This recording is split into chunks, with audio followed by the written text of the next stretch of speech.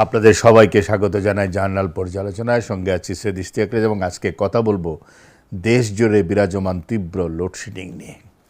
আপনাদের নিশ্চয়ই মনে আছে যে 2001 সাল থেকে 6 সাল পর্যন্ত বাংলাদেশে প্রচণ্ড লোডশেডিং চলছিল, জনরোষ তৈরি হচ্ছিল।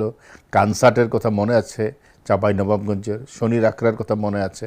ভয়ঙ্কর জনরোষ তৈরি হয়ে শেষ পর্যন্ত সেটি একটা আন্দোলনে রূপান্তরিত হয়েছিল। তখন এত বেশি লোডশেডিং হচ্ছিল যে বাংলাদেশের মানুষ বলতো, তো আমাদের তো কারেন্ট যায় না, আমাদের আসলে মাঝে মাঝে বিদ্যুৎ আসে। ঠিক এই অবস্থা যেন আবার ফিরে এসেছে বাংলাদেশে। এখন মাঝে মধ্যে বিদ্যুৎ পাওয়া যায় এবং সেটা গ্রামাঞ্চলে। আজকেও পত্রিকাগুলোতে রিপোর্ট আছে, আপনারা দেখবেন যে কি ভয়ঙ্কর অবস্থা চলছে গ্রামগঞ্জে।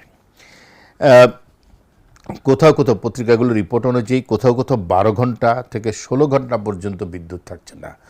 এবং শিডিউল ছাড়া এই যে লোডশেডিং, এটি একটা ভয়ঙ্কর অবস্থায় মানুষকে অতিষ্ঠ করে তুলেছে। ভাবা যায় যে একটা দেশে 3000 মেগাওয়াট লোডশেডিং হয়েছে রোববার দিন, এবং বলা এটা হলো অফিসিয়াল হিসাব। কিন্তু অভ্যন্তরীণ সূত্রগুলোর হিসাব দিয়ে পত্রিকাগুলো বলছে ঘাটতি ছাড়িয়েছে 4000 মেগাওয়াট, অর্থাৎ বিদ্যুতের ঘাটতি 4000 মেগাওয়াট। অনেক দেশের সামগ্রিক উৎপাদন সক্ষমতাই এত না, সেখানে আমাদের ঘাটতি হয়ে গেছে 4500 মেগাওয়াট। সবচেয়ে বেশি ভুগছে ঢাকার বাইরের মানুষ, গ্রামাঞ্চলের মানুষ। বিদ্যুতের দাম বাড়ল কিন্তু সংকট কাটল না। আপনাদের মনে থাকবার কথা, 6 মাস আগে সরকার যখন নির্বাচনের মাধ্যমে ক্ষমতা গ্রহণ করলো, তখন জ্বালানি বিদ্যুৎ মন্ত্রী ইকবাল হাসান মাহমুদ টুকু বলেছিলেন যে 2 বছর বিদ্যুতের দাম বাড়ানো হবে না। কিন্তু তিনি তার কথা রাখতে পারলেন না, বিদ্যুতের দাম ঠিকই বাড়ালেন। জুনে গ্রাহক পর্যায়ে দাম বেড়েছে গড়ে প্রায় 17%, অথচ বিদ্যুৎ পাচ্ছে না মানুষ, বিল ঠিকই তাকে দিতে হচ্ছে। এটা হলো যে বাংলাদেশ পাওয়ার ডেভেলপমেন্ট বোর্ড তার বিপুল পাওনা জ্বালানি সংকট, সম্প্রতি গ্যাস সংকট চলছে প্রায় 1 মাসের বেশি সময় ধরে, এবং গতকাল প্রতিমন্ত্রী বলেছেন যে সংকট আরও বাড়বে, কতগুলো কারিগরি কারণে সেটা তিনি বলেছেন। এখন প্রশ্ন হলো যে দাম যে বাড়ালেন, নিরবচ্ছিন্ন বিদ্যুৎ দিতে পারছেন না, এই ব্যর্থতা ঢাকবেন কী করে? আমি জানি না বিদ্যুৎ প্রতিমন্ত্রীর কাছে উত্তর কী আছে। তিনি আরও বলেন যে গ্রামে কোনো বিদ্যুৎ নাই, কিন্তু পত্রপত্রিকাগুলো প্রমাণ দিয়ে হিসাব দিয়ে লিখছে যে গ্রামে বিদ্যুৎ থাকছে না। গ্যাসের সংকটের পাশাপাশি গ্যাস কম তো আছেই, আছে কয়লাভিত্তিক উৎপাদনও কমে গেছে এবং কয়লা আমদানি করতে হবে। এবং তেল চালিত কেন্দ্রগুলো আসলে তেলের মাধ্যমে চালাতে গেলে ব্যয়বহুল হয়ে উঠছে, ফলে দিনের বড় অংশ বিদ্যুৎ কেন্দ্রগুলো বন্ধ থাকছে, উৎপাদন বন্ধ রাখছে। পায়রা বিদ্যুৎ কেন্দ্র থেকে ঘাটতি হয়েছে, আদানি থেকে, ভারতের আদানি থেকে কম আসছে।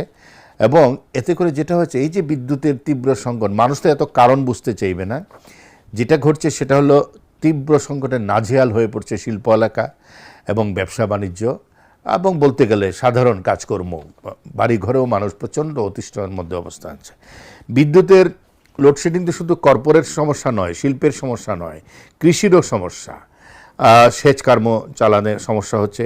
পোলট্রি ব্যবসা, অনেক মুরগি মরে যাচ্ছে, উৎপাদনশীলতা কমে যাচ্ছে। ব্যবসা বাণিজ্য, স্বাস্থ্য সেবা ভয়ঙ্করভাবে ক্ষতিগ্রস্ত হচ্ছে, বিশেষ করে মফস্বল সড়কগুলিতে, এবং এটা একটা সরাসরি আঘাত আনছে অর্থনীতির স্বাভাবিক প্রাণচাঞ্চল্যের মধ্যে।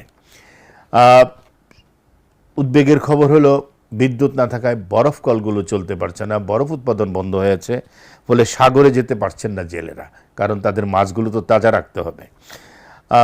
আগেই বলেছি পোলট্রি খামারে মুরগি মরে যাচ্ছে। রংপুর, সিলেট, রাজশাহী, ময়মনসিংহ, বরিশালে পরিস্থিতি বেশি খারাপ। এতে বোঝা যাচ্ছে একটা আঞ্চলিক বৈষম্য চলছে, এবং এই যে বৈষম্য, এতে করে যেটি হয়েছে, মানুষের মধ্যে একটা ধারণা হয়েছে যে তাদেরকে রাষ্ট্র, সরকার, ব্যবস্থাপনা সকলে তাদের উপেক্ষা করছে, গ্রামের মানুষকে উপেক্ষা করছে। শহরকে আলোকিত রাখতে গিয়ে, শহরের মানুষকে স্বস্তি দিতে গিয়ে গ্রামের মানুষকে বঞ্চিত করা হচ্ছে, এই ধারণা মানুষের ভিতরে তৈরি হচ্ছে। এখন প্রশ্ন একটাই, বিদ্যুৎ উৎপাদনের সক্ষমতা বাড়ার পরও মানুষ কেন আবার বিদ্যুৎ আসার অপেক্ষায় থাকবে? আমরা জানি বিদ্যুৎ উৎপাদনের সক্ষমতা বেড়েছে, আমাদের অনেক বিদ্যুৎ উৎপাদন করতে পারি আমরা।